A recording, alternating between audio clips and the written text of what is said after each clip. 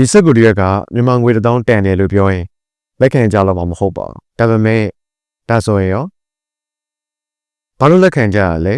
ဒီတိုင်းစက်ကူတွေပဲမဟုတ်ဘူးလားဘာကြောင့်တန်ကြီးရှိနေရလဲပတ်စံဘယ်လိုဖြစ်လာသလဲဆိုတဲ့တမိုင်းကြောင်းလေ့လာကြည့်အောင် performance ပတ်စံရဲလို့မပေါ်ပေါက်ခင်ကာလလွန်ခဲ့တဲ့ခေတ်တွေမှာလူတွေက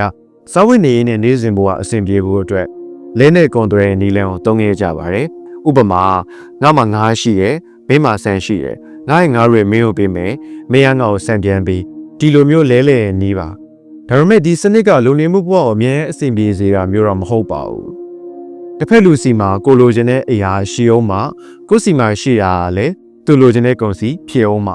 တန်မှုတူညီမှုရှိအောင်ညှိနှိုင်းမှုကလည်းမလွယ်ကူပါဘူးဒီအချိန်မှာ border system နဲ့လဲလဲတာမျိုးထက်ပစ္စည်းတွေကိုတန်မိုးတစ်ခုတတ်မှတ်တဲ့စနစ်စပြီးတော့ပေါ်ပေါက်လာပါတယ် Early money တန်မိုးကြီးမားတဲ့ရတနာပစ္စည်းတွေရွှေငွေစားဒါမျိုးတွေကိုပတ်စံအနေနဲ့စတင်သုံးစွဲလာကြပါတယ်ဒီလိုတတ်မှတ်နိုင်တာကလည်းဒီပစ္စည်းတွေက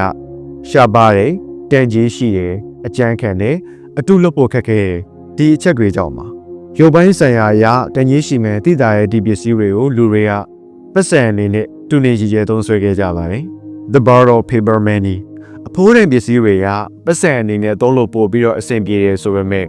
ကုန်သွယ်မှုတွေလုပ်တဲ့အခါတန်မိုးကြီးမားရဲ့ပစ္စည်းတွေကိုဝယ်ယူတဲ့အခါမှာ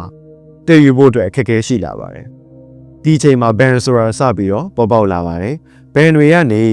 ဒီ site တွေဟာ store ထဲမှာတင်ထားတဲ့ရွှေတုံးဘလောက်နဲ့လဲလှယ်နိုင်ပါတယ်ဆိုတဲ့ကတိနဲ့ paper note တွေကိုစပြီးတော့ဖန်တီးပါတယ်အဲ့တော့ဘယ်သူမဆိုဒီစာရွက်တရက်ကိုကင်ဆောင်ထားရင်သက်ဆိုင်ရာဘဏ်မှာဒီစာရွက်ရဲ့သက်မဲ့တန်ဖိုးနဲ့ကိုက်ညီတဲ့ရွှေတုံးတွေကိုထုတ်ယူနိုင်မယ်ပေါ့တန်ဖိုးတစ်ခုနဲ့ညီမျှပါတယ်အချိန်မီ၍လဲလှယ်နိုင်ပါတယ်ဆိုတဲ့ကတိပါဝင်တဲ့ဒီဘဏ်စာရွက်တွေကပတ်စံအနေနဲ့သုံးရတာပို့ပြီးတော့အဆင်ပြေလာပါတယ် Modern fiat money ဒီလိုနဲ့ခေတ်တွေဖြည်းဖြည်းပြောင်းလာတာကျွန်တော်တို့လက်ရှိသုံးနေတဲ့ fiat money ခေတ်ကိုရောက်လာပါတယ် fiat money ဆိုတာဘာလို့ဆိုလိုတာလဲသူကအရေးခက်ကလို့ရွှေချောင်းတွေလည်းတင်ထားပေးမှာမဟုတ်ဘူးရတနာတွေလည်းတင်ထားပေးမှာမဟုတ်ဘူးတော့ပြီးတော့လဲလဲလို့လည်းမရပါဘူးအစိုးရကနေ fiat currency နီးလန်းအရာ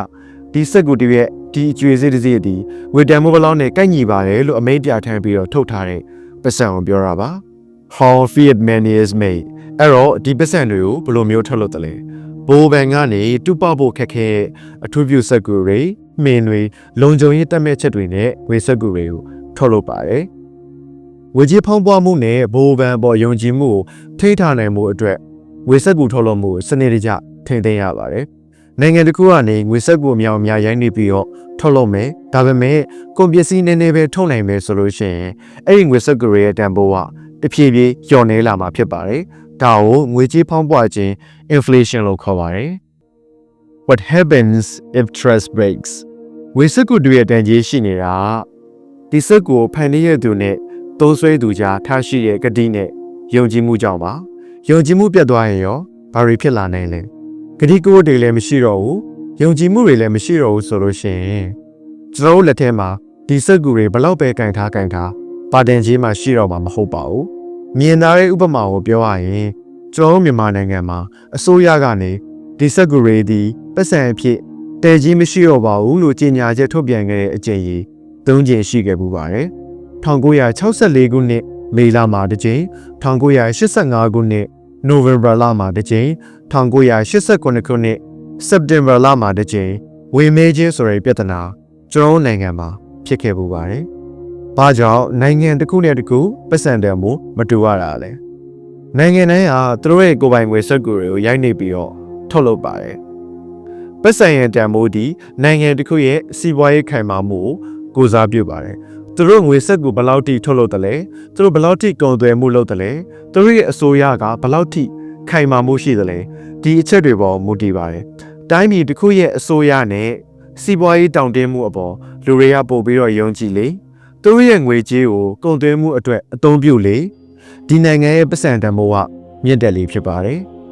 ပတ်စံဆိုတာပုံမှန်စက်ကူတွေမဟုတ်ပါဘူးဂရီတစ်ခုဖြစ်ပါတယ်အဲ့ဒီဂရီတစ်ခုပေါ်မှာကျွန်တော်တို့ယုံကြည်မှုရှိနေနိုင်သေးတယ်တည့်ရကတည်းကပတ်စံတွေကတန်ကြီးရှိနေအောင်မှာဖြစ်ပါတယ်